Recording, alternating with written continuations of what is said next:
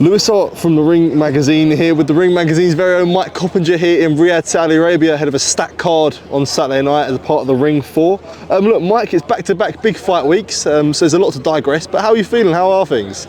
Feeling great. You know, I just got in this morning from London. Obviously, we were in London all last week for the big Chris Eubank Jr. Conor Benn fight, and did my hit on Inside the Ring, of course. Hope everyone's watching every Monday on DAZN, and then flew out.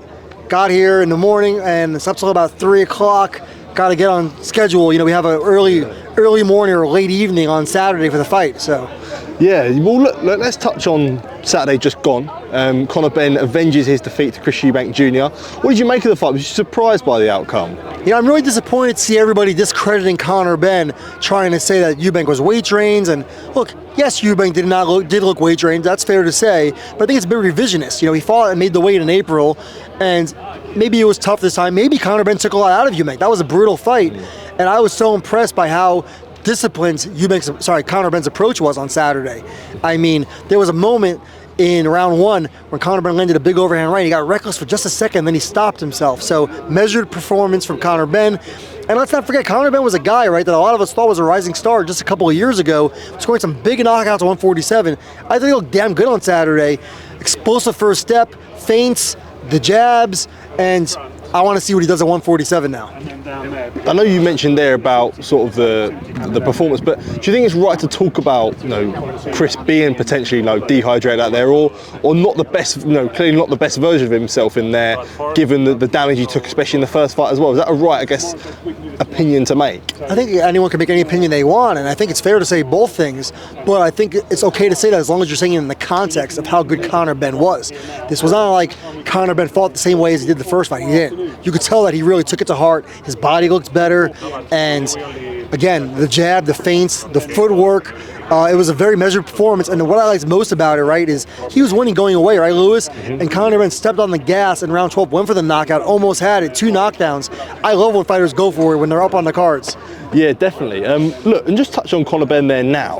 Do you think he can, like, he's been at he hasn't made 147 in almost, especially over 3 years. Do you think that could be a challenge, him getting back down to 147? I absolutely think it could be. I mean, I wouldn't mind seeing him trying to settle at 54 even. Yeah, 54 is loaded right now.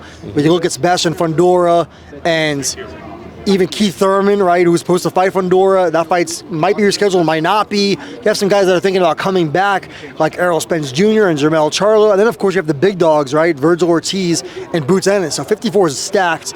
But I interviewed Conor Benn in the locker room after the fight, and he said he wants to be at 47. For me, the fight I like at 47 from straight away is Rolly Romero. Oh, that's the fight you want to see, would you say? 2 massive punchers, right? And 2 guys who come straight forward. I think it's a grabbing one. Obviously, Rolly's more of a counter puncher, but he does come forward too. I love that fight. Because he was quite insistent on Barrios, though, Benn was. Well, look, we all know why everyone's calling for Barrios. I don't blame them. I mean, not to discredit Barrios. Barrios is a quality fighter, but he's kind of seen, I think, as the softest touch of the 4 title holders at 47, coming off a draw with a 45 or 46-year-old Manny Pacquiao. But, you know, Ryan Garcia is also in talks with Barrios. If he closes that deal, I think Rolly makes a lot of sense. Yeah. Do you envisage a Ryan Garcia fight? I know in Inside the Ring, Garcia was talking it up. Him and Conor Benn have gone back and forth on Twitter today as well. So do you think, you know, a fight between Garcia and Benn is definitely possible? I think a fight between Conor Benn and any of the big stars is possible for one main reason, and that's that Conor Benn is box office in the UK right now. You know, back-to-back stadium fights that did good pay-per-view numbers, I believe. So he obviously can sell now in the UK. You have to figure after these 2 fights, he's going to sell better than ever before. So anybody who's trying to fight in the UK, you could do a stadium fight. I'm imagining Conor Benn, Ryan Garcia is a stadium fight. Yeah. Do you think it's a case of maybe some of the American stars almost coming over to the UK to fight Conor Benn instead of, I guess, normally the UK fighters coming over here? Yeah, I don't see why not. I mean, Ryan Garcia can sell anywhere, right? Ryan Garcia is well known in the UK too. Yeah. I think it's great, but again, those fights might happen in the US too, because the money's always more in the US, the pay-per-view's bigger in the US. I think, and look, we have it right here, right? Devin Haney and Brian Norman fighting here on Saturday for a title. Devin Haney and Conor Benn do not like each other. Yeah, so that's a really good fight as well if Devin Haney wins. I think there's a lot of options for Conor Benn, and right now he's in the driver's seat. Yeah, definitely. And before we do touch on Ring 4 as well, I've got to bring it up. They always doubt you, Mike. They always doubt you. But yesterday announced Jake Paul versus Anthony Joshua, December 19th, as reported first by yourself. Yeah, what do you make, I guess, of the fight now it's officially confirmed and announced? Yeah, you can never doubt the sources. The sources are undefeated, I think. And we knew the fight was happening when we reported it last week. I did see a few different outlets try to say, oh, they were just in talks. No, it was done when we said it was done. And there was even some talk of it being announced last week. Of course, we ended up announcing it, so to speak.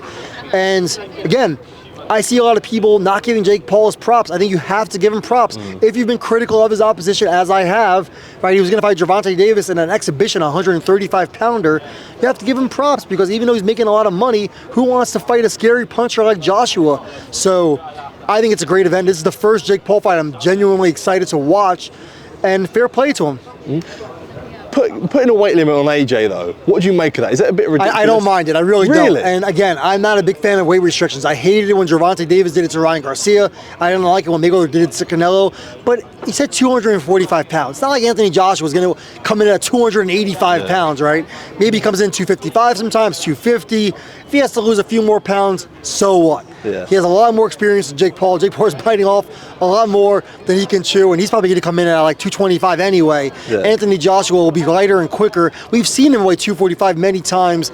I don't mind it. Is it dangerous for Jake Paul's health, would you say? Certainly could be. Yeah. I mean, I think what we have here, right, is I see a lot of people, and it's really, I think, insulting to Anthony Joshua's character that he's going to take it easy on Jake Paul. We have proof, right? He had a sideshow fight, so to speak. Not a sideshow, but he fought a non-boxer last year in Francis Ngannou and sparked him out in devastating fashion in 2 rounds. So you have that. But more so, right, even if you wanted to maybe felt sorry or whatever you may call it, all these conspiracy theorists, he has a potential fight with Tyson Fury to build. You can't sell a Tyson Fury fight if you dance around the ring for 8 rounds with Jake Paul. Yeah, no, I completely understand. And look, let's talk about this card on Saturday night. I don't know where to start because it's that good. You've got 4 world title fights, starting from the top, David Benavidez against Anthony Yarde. Yeah. How do you, I guess, view this fight? Benavidez obviously on a great streak right now. Yarde almost maybe his 3rd and potentially final shot at a world title. Add for an exciting fight on Saturday? Yeah, look, again, we're not saying this because you and I work for the ring. This is the best, on paper, top to bottom card of the year. Now, we had a stacked card, of course, in Times Square in May. That didn't go as planned, but you can only make the fights and then hope they deliver. David Benavidez, Anthony Yarde is one of those fights that it can't miss. There's just no chance that it doesn't deliver fireworks from bell to bell. Benavidez, big-time puncher. Anthony Yarde, I mean, I think he's underrated, right? You talk about fighting 2 of the biggest punchers in the light heavyweight division's history in Kovalev and Beterbiev. He was punches away from knocking out Kovalev, and against Beterbiev, he had him in serious trouble. So I think he's going to be better for those experiences. I think Benavidez is just not even peaked yet, and I think that's going to be an explosive fight. It's going to be a fight of the year contender. And just the other fights, right? Yeah. Abdullah Mason, Sam Noakes, that could be a main event on a lot of the kind of the zone shows we see on its own. And Mason's taking a big step in class. Sam Noakes is a world-class guy, top 10 at with the ring rankings. Mason hasn't fought any kind of even solid opposition yet. Has been dropped twice by really a journeyman type. So compelling fight there, right? Yeah, definitely. And Devin Haney, Brian Norman is probably my favorite fight. I think it's a true coin flip. Devin, you're talking about disrespect. Devin Haney's getting disrespected like crazy. Yeah. You think so? I do think so, because Devin Haney is a guy that will fight anybody. We know Brian Norman can punch. People said he couldn't beat Lomachenko. He did it. I don't care what people say. I scored the fight for Haney. It was a close fight. He fought Ryan Garcia. Garcia missed weight. He failed a doping test. He got up from 3 knockdowns. And yes, Devin Haney was very safety first against Jose Ramirez, but that was his first fight back. I think he'll be better this time out. And he's a big guy. 147 is probably not easy for him to make. Yeah, sorry, it's just got a bit. We lost some light here. Yeah, we lost some light here, don't worry. You're still good, you're still good. Still looking good, all right. Yeah, you're still looking good, mate. But surely when you do look at the Jose Ramirez fight, there is questions over Devin being gun shy. Surely you must think about that. Those are fair questions, absolutely. I thought Devin Haney, if he stepped on it, could have stopped Jose Ramirez, who kind of looked like a dead man in front of him. But Devin Haney did win every single round. I was on the call for that fight. I expect Devin Haney to be better. And we saw what he said on stage here at the Grand Arrivals, right, Lewis? Yeah. He said in sparring, when I'm at better weight, I'm always, far more action. And I've seen him spar dozens of rounds. Devin Haney brings the action in sparring, comes forward. Brian Norman, what I like about Brian Norman is he knows who he is in the ring. He doesn't try to get in there, dance around and boxing move. He comes in to knock you out. And you look at his 2 knockouts, right, in title fights at 147. Incredible knockouts. Jin Sasaki plastered him in Tokyo earlier this year. Thankfully, Sasaki's doing better now, but that was a scary knockout. Yeah. And Giovanni Santin, the way he won the title, that was brutal. Brutalized him, bloody fight. So Brian Norman's feeling confident. I think it's going to be a really good fight. Norman, especially in the build-up, you've seen all the stuff on social, he's really won a lot of fans over. A win for him, you must feel like that would do major things for his stardom. No question. I mean, Devin Haney's a star, and like we said, Brian Norman knows who he is inside the ring. He knows who he is outside the ring, too. He's very comfortable in his own skin. So I think this is a fascinating style clash. It's my favorite style clash in boxing, the boxer against the puncher. Yeah. Do you think Devin still has to answer questions, though? Sorry? Do you think Devin still has to answer questions in this fight? Like what? Yeah, of course. I mean, I think you're always answering questions as an athlete and as a fighter. And, if your last, 2 fights was one fight where you were very safety first and cautious, and a fight before that you were dropped 3 times, you're going to have questions to answer. Mm-hmm. But I think Devin Haney's going to answer the bell. I really do. Okay, interesting. And before I do let you go, just a word on Jesse Bam Rodriguez against Fernando Martinez. Another great fight. I think a lot of people probably are not that too familiar with Fernando Martinez, but he is a dog in the ring. And I know that term gets thrown around a lot, but 2 really good fights with Jerwin and Kaas. 2 quality wins, I should say, with Jerwin and Kaas, a quality fighter. And to go over to Tokyo and beat a guy like Kazuto Ioka twice last year, I don't think you can say enough about that. Kazuto Ioka is a borderline future Hall of Famer. I think Martinez is going to give Bam Rodriguez the toughest fight of his career. That's what I was about to ask you. When you consider the timing and stuff of Bam's opponents, with no disrespect to Estrada, Rung Visai, and Quadras and whatnot, you could always make the argument that potentially they were sort of towards the back end of their career.